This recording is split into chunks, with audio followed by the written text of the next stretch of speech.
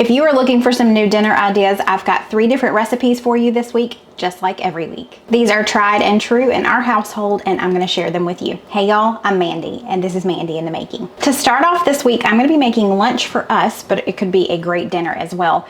I wanted something light, and I haven't made a good salad in a while, making my own dressing too. So today I'm gonna be making a Greek chicken salad. We're gonna add some avocado. I'm gonna make my own Greek dressing. It's gonna be good. Okay, to get started, I've got 1 large chicken breast that I just cut in half.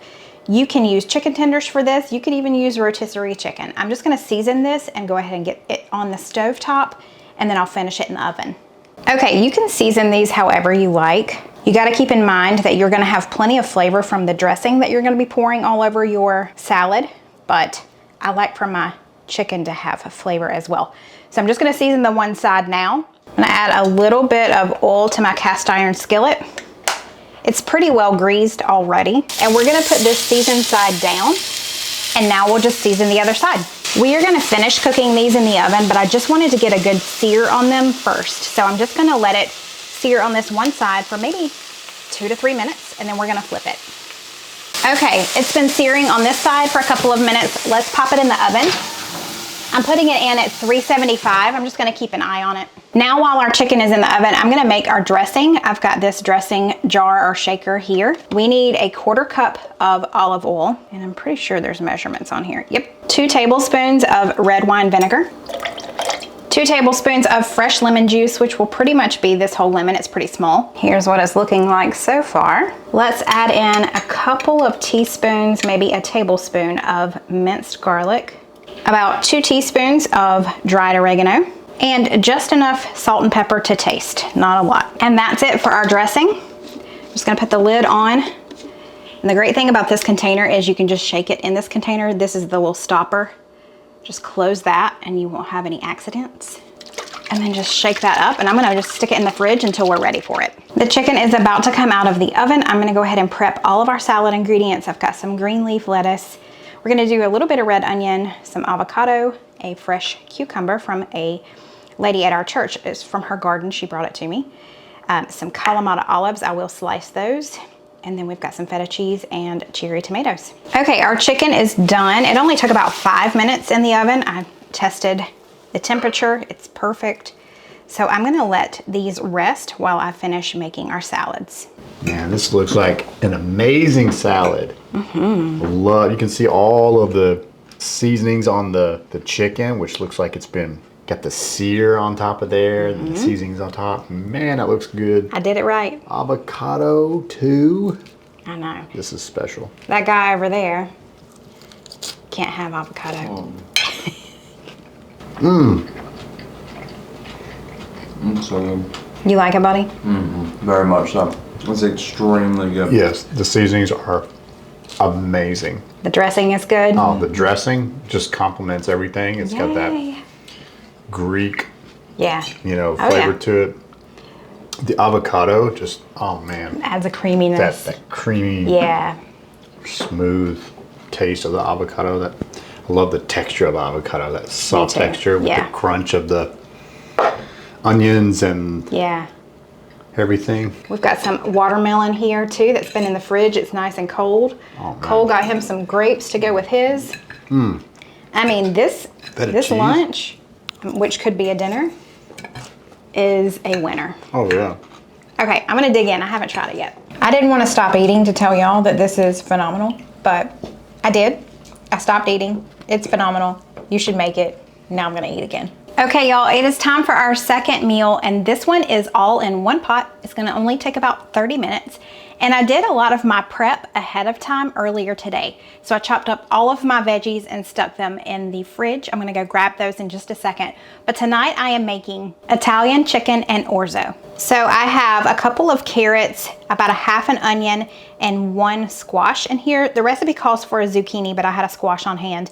And then this is 1 red bell pepper chopped. And I might have a little too much chicken. It calls for about 1 pound.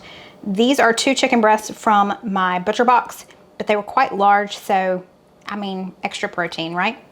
Okay, to get started, I've got my large skillet here. I'm gonna heat it to about medium-high heat. And I'm gonna add in about a tablespoon of olive oil. While we let our skillet heat up, I've got my chicken here. I'm gonna add about a tablespoon of this pesto in there.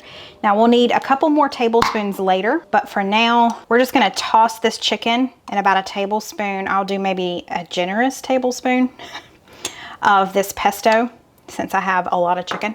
Okay, now that our skillet has heated up, we are going to add in all of our chicken as well as our zucchini or squash, onion, and carrots. We're just gonna saute all of this together for about 3 to 5 minutes, and then we will add in some other ingredients. Now that that's been sauteing for about 5 minutes, I'm gonna add in our 1 red bell pepper that I've chopped, 1 cup of dry orzo pasta, and a couple of teaspoons of minced garlic. We're just gonna saute this for another 2 minutes.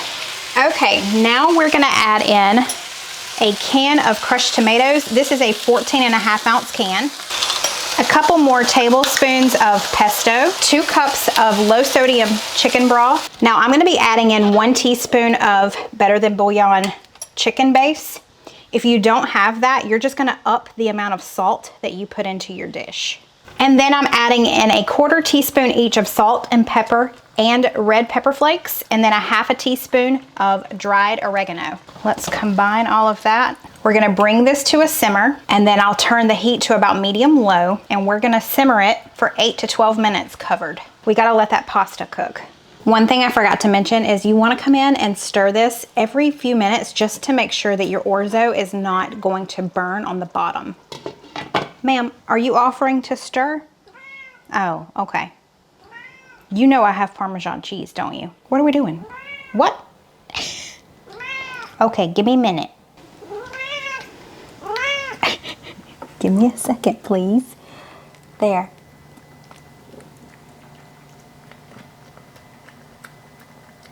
You're a loud chewer, ma'am.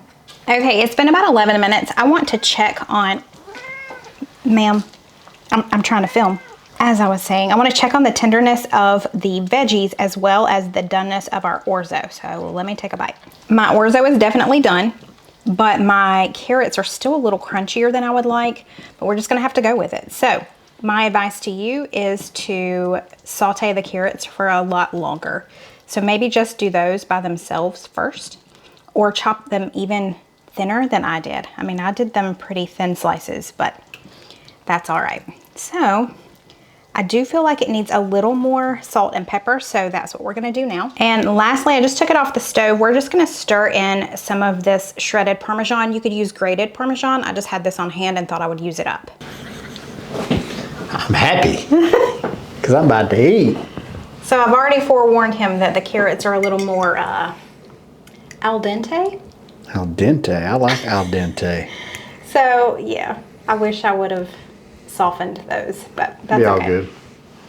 Well, it looks tremendous. Man, it smells good. Yeah, Got some flavors up in here. I hope so. I hope it's good.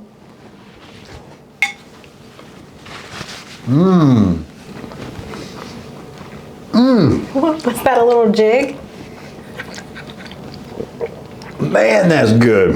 So what do you think about Man, the yeah. carrot? Like, I mean, it's fine to me. yeah, it's just a little crunchy. It's cool, just a little al dente, but it ain't, I mean, it ain't like crunchy, you Yeah, know? yeah, it's not too bad. Man, I love that sauce. That's really good. Thanks. It's like, it's almost like it's a little spicy, but not. I It mean, has a there's little red pepper flake just to a it. little tad bit, Yeah. but not much. So if you don't want any spice at all, just leave that red pepper flake out of there. But all right, well, I'm gonna dig in. Yeah.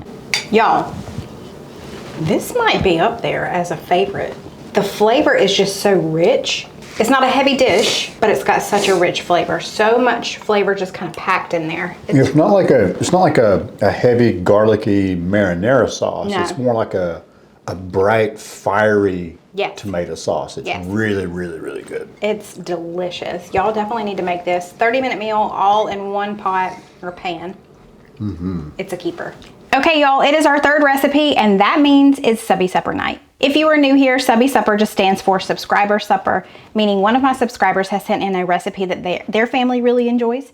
So they want us to give it a try. So I'm going to tell you a little bit about that subscriber. We're going to try their recipe and of course do the taste test. Today's Subbie supper comes from Sonia. Sonia is a senior citizen who still works part-time. So because she's still working part-time, she's always searching for easy dinners. She said she came up with this recipe not long after watching, I guess, one of my canned biscuit dough videos. She said her husband has taken a dislike for chicken and pork. So she's been really kind of limited to making beef recipes and then pasta and more pasta, which, you know, I ain't hating that. But he does like Italian sausage. So when she was watching the bacon cheeseburger with biscuits, is what she said, this idea went off in her head. And I love how she named this. It is so creative.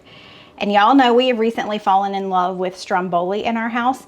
This is going to be an inside out Stromboli. We're preheating our oven to 350. And the only prep work I need to do is just chop this onion. I'm not going to use the entire thing. It's pretty large. So I'm going to do about half an onion. Now I'm just going to brown my Italian ground sausage along with our onions. I'm gonna add some seasonings in while it browns. I've got about a teaspoon of Italian seasoning and a teaspoon of garlic powder here. Now that this is almost done, I'm about to put it over here on some paper towels just to drain off the excess grease.